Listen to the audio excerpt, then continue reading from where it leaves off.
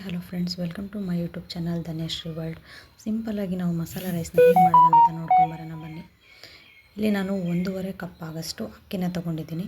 ಸಾಸಿವೆ, ಜೀರಿಗೆ ಮತ್ತು ಸ್ವಲ್ಪ ಶೇಂಗಾ, ಸ್ವಲ್ಪ ಕಡಲೆಬೇಳೆನ ತೊಗೊಂಡಿದ್ದೀನಿ. ಇದಕ್ಕೇನೆ ನಾವು ಬೀನ್ಸ್, ಕ್ಯಾರೆಟ್ ಮತ್ತು ಸ್ವಲ್ಪ ಬಟಾಣಿ, ಈರುಳ್ಳಿ ಮತ್ತು ಟೊಮೆಟೊ, ಬೆಳ್ಳುಳ್ಳಿನ ಹೆಚ್ಚಿಟ್ಕೊಂಡಿದ್ದೀನಿ. ಸ್ಟವ್ ಆನ್ ಮಾಡಿಕೊಂಡು ಒಂದು ಕುಕ್ಕರ್ನ ಕಾಯಿಗಿಟ್ಕೊಳ್ತಾ ಇದ್ದೀನಿ. ಅದಕ್ಕೂ ಒಂದು ಸ್ವಲ್ಪ ಎಣ್ಣೆ ಹಾಕ್ತಾಯಿದ್ದೀನಿ, ಒಂದು 3 ಸ್ಪೂನಷ್ಟು. ಈ ಎಣ್ಣೆ ಬಿಸಿ ಆದಮೇಲೆ ಸ್ವಲ್ಪ ಕಡಲೆಬೇಳೆ ಹಾಕಿ, ಕಡಲೆಬೇಳೆ ಸ್ವಲ್ಪ ಶೇಂಗಾ ಹಾಕಿ, ಇವೆರಡು ಸ್ವಲ್ಪ ಕಲರ್ ಚೇಂಜ್ ಆದಮೇಲೆ ಸ್ವಲ್ಪ ಸಾಸಿವೆ ಜೀರಿಗೆ ಹಾಕ್ತಾಯಿದ್ದೀನಿ. ಇದಕ್ಕೆ ಸ್ವಲ್ಪ ಕರಿಬೇವನ್ನು ಮಿಕ್ಸ್ ಮಾಡ್ತಾಯಿದ್ದೀನಿ. ಈಗ ನಾವು ಬೆಳ್ಳುಳ್ಳಿನ ಸುಲಿದಿಟ್ಕೊಂಡಿದ್ವಲ್ಲ ಅದನ್ನೆಲ್ಲ ಸ್ವಲ್ಪ ಆ್ಯಡ್ ಮಾಡಿ, ಮಿಕ್ಕಿರೋಂಥ ಎಲ್ಲ ವೆಜಿಟೇಬಲ್ಸ್ನ ಕೂಡ ಹಾಕ್ತಾಯಿದ್ದೀನಿ. ಇದಕ್ಕೆ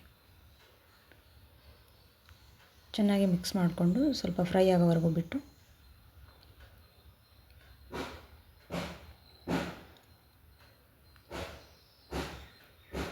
ಇದಕ್ಕೇನು ಜಾಸ್ತಿ ತರಕಾರಿ ಎಲ್ಲ ಬೇಕಾಗಲ್ಲ ಫ್ರೆಂಡ್ಸ್. ಈಸಿಯಾಗಿ ಮಾಡ್ಕೋಬೋದು, ಸಿಂಪಲ್ಲಾಗಿ ಕ್ವಿಕ್ಕಾಗಿ ನಮಗೆ ಬೇಕಾದಾಗ ಮಾಡ್ಕೋಬೋದು ಫ್ರೆಂಡ್ಸ್. ಇದಕ್ಕೆ ಗರಂ ಮಸಾಲ, ಸ್ವಲ್ಪ ಅರಿಶಿನ ಪುಡಿ ಮಿಕ್ಸ್ ಮಾಡಿ ಸ್ವಲ್ಪ ಚೆನ್ನಾಗಿ ಮಿಕ್ಸ್ ಮಾಡ್ಕೊತಾ ಇದ್ದೀನಿ. ಇವಾಗ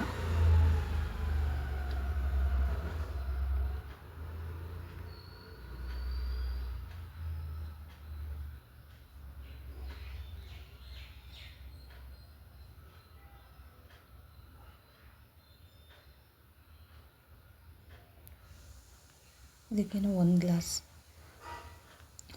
ಗ್ಲಾಸಷ್ಟು ನೀರು, 1.5 ಗ್ಲಾಸ್ ಅಕ್ಕಿಗೆ 3 ಗ್ಲಾಸಷ್ಟು ನೀರು ಹಾಕ್ಕೊಂಡಿದ್ದೀನಿ. ನಾನು ಇಲ್ಲಿ ಅಕ್ಕಿನ ಮತ್ತೆ ಮಿಕ್ಸ್ ಮಾಡ್ತಾಯಿದ್ದೀನಿ.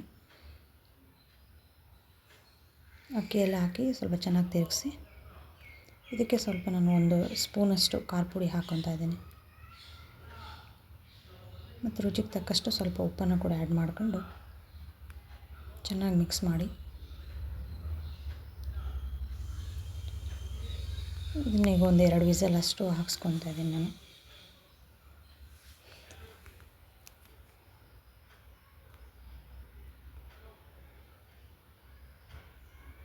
ನೋಡ್ತಾ ಇರ್ಬೋದು, ಓಪನ್ ಮಾಡಿ ತೋರಿಸ್ತಾ ಇದ್ದೀನಿ ಎಷ್ಟು ಚೆನ್ನಾಗಾಗಿದೆ ಅಂತೇಳಿ.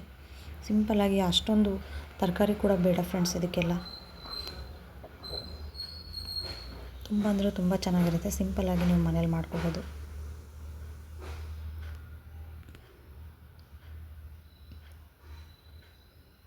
ಈ ರೆಸಿಪಿ ಇಷ್ಟ ಆದರೆ ಶೇರ್ ಮಾಡಿ, ಲೈಕ್ ಮಾಡಿ, ಹಾಗೆ ಕಮೆಂಟ್ ಮಾಡಿ ಪ್ಲೀಸ್.